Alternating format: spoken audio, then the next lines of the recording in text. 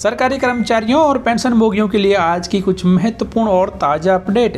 पहली बड़ी खबर, 75 साल से ज़्यादा उम्र के नागरिकों के लिए बड़ी खुशखबरी, रिटर्न दाखिल करने के लिए मिली छूट।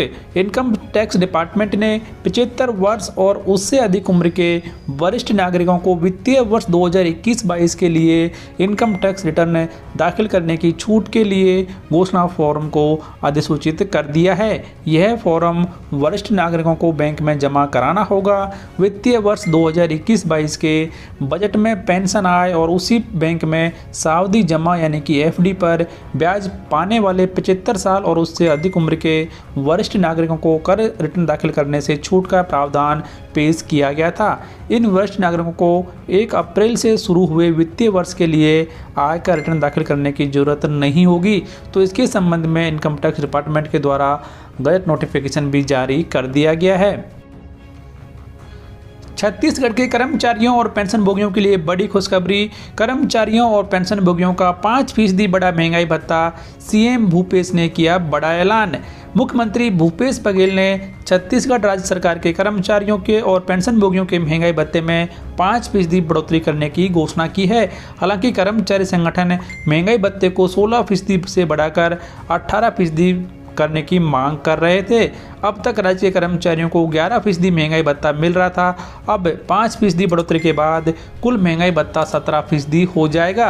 राज्य सरकार का दावा है कि इस फैसले से राज्य के करीब 4 लाख से अधिक कर्मचारियों और 1,25,000 पेंशनर्स को फायदा मिलेगा।